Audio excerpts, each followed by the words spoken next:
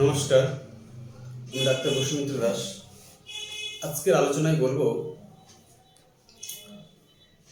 কন্যা শিশুদের অর্থাৎ বাচ্চা মেয়েদের ভ্যাজাইনাল ইচিং অর্থাৎ চুলকানি কেন হয়, এ হওয়ার কারণ কি, হচ্ছে কমে যাচ্ছে বারে বারে হওয়ার কারণটা কি, এর কি কোনো নিরাময় আছে নাকি এর কি সমাধান আছে?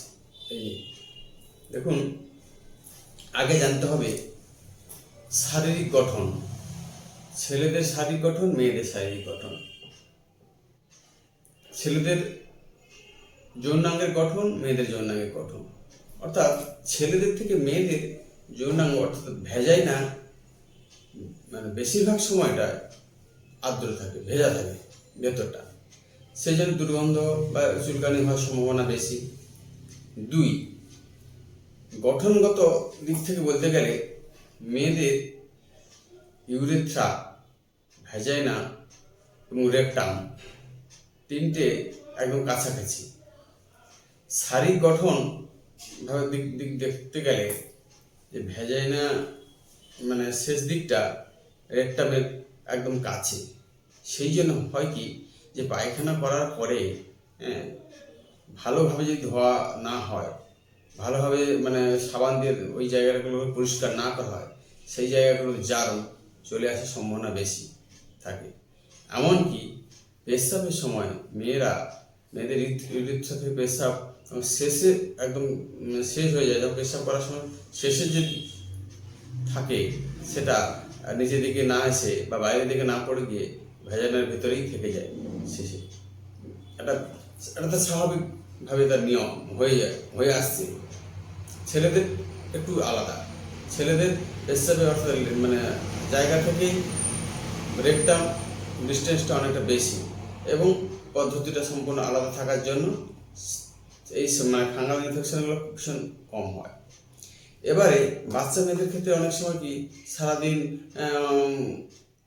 ধুলাবালি ঘাঁটছে, ঘোরাঘুরি করছে, বা পায়খানা দ্বারে হাত দিচ্ছে, মাঝে মাঝে চুলকাচ্ছে, সেখান থেকে আবার করছে, ওই জায়গাগুলোতে হাত দিচ্ছে, সেই জন্য চুলকানি হওয়ার সম্ভাবনা বেশি। এই জন্য বারে বারে অনেক মায়েরা বলে থাকে যে বারবার চুলকানি হওয়া, পেশাব করতে পারে না, ব্যথা হয়, ভেতরটা লাল হয়ে থাকে, আবার কমে যায়, কিছুদিন কমে যায়, আবার হয়। এই ফাঙ্গাল ইনফেকশন হলো বাইরের ইনফেকশান। বাইরের ইনফেকশান থেকে যতটা আপনার প্রোটেক্ট করতে পারবেন, বাইরের ইনফেকশানকে, বাইরের জার্মকে যতটা প্রোটেক্ট করতে পারবেন, মানে আটকাতে পারবেন, ততটাই কমে। যেমন বিশেষ করে একটা উদাহরণ দিলে বুঝতে পারবেন, মেয়েদের সাদা স্রাব।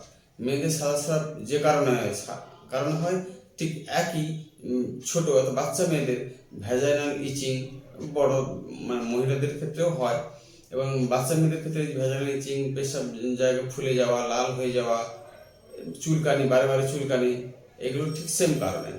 মেয়েদের সাদা স্রাব কোনো ভিতরের মানে অসুখ নয় বা রোগ নয়, এটা বাইরের জার্ম থেকে আসে। এই জার্মটাকে যত আটকাতে পারবেন ততই অনেক সময় নিরাময় তাড়াতাড়ি হয়। সেইভাবে বাচ্চা মেয়েদের ক্ষেত্রে এইভাবে করতে হবে।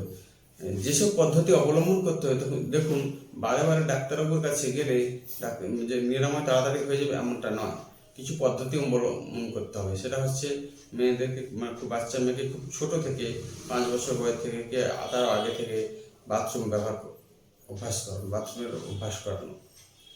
তারপরে সারাদিন যতবার পেশাব করবে সেটা বাথরুম ইউজ করে, বাইরে কোথাও যেন না করে। বিশেষ করে গ্রামাঞ্চলে মেয়েদের ক্ষেত্রে এই সমস্যাগুলো বেশি দেখা যায়। শহরাঞ্চলে পুকুর ততটা নেই বা পুকুরে ব্যবহার করার কাজ থাকে না, সেই জন্য তাদের এই সমস্যাগুলো কম থাকে। আর পুকুরের জল ব্যবহার করতে গেলে বা করলে এগুলো আরও বেশি হয় বা বেশি হতে থাকবে। দেখুন, ওষুধ কিছু তো থাকবে, ওষুধ থাকে এবং ওষুধ দেওয়া হয়। ওষুধের থেকে বড় ওষুধ হচ্ছে কিছু পদ্ধতি অবলম্বন করলে এগুলো, যেমন বড়দের ক্ষেত্রে অনেক সময় কি ডায়াবেটিস কিছু ওষুধ খেলেই নিরাময় হয়ে যাবে। ডায়েট কন্ট্রোল করতে হবে, তাহলে যেসব পদ্ধতি অবলম্বন করতে হয় বা সেগুলো করতে হবে, সেগুলো না করলে কিছু ওষুধ খেলে ডায়াবেটিস কমে যাবে। ঠিক এটাও তেমনি কিছু অভ্যাস নতুনভাবে বাচ্চাদেরকে করালে সেই অভ্যাসে যখন বাচ্চা অভ্যস্ত হয়ে যাবে, ধীরে ধীরে হয়ে যাবে, এবং তাকে তার জামা প্যান্টগুলো, বিশেষ করে প্যান্টগুলোকে সবসময় ডেটল জল বা সেভেন জলে ধুয়ে রাখা, বাইরের জার্মকে প্রোটেক্ট করার জন্য যে সকল কাজ করতে হয় সেগুলো যদি আপনি করে রাখেন, আপনি মা হিসাবে আপনাকে গুরুত্ব দিতে হবে, না হলে কিন্তু দিনের পর দিন এগুলো হতে থাকবে। আর এইগুলো হলে বড় বড় সমস্যা আসতে পারে। ভেজানাল ইচিং থেকে বড় ধরনের রোগ ব্যাধি সৃষ্টি হয় আগামী দিনে। আশা করি বুঝতে পারলেন ভেজানাল ইচিং অর্থাৎ মেয়েদের ভেজানাল ইচিং নিয়ে আজকে বললাম। দেখা হবে পরের টপিকে। আজকে এই পর্যন্ত।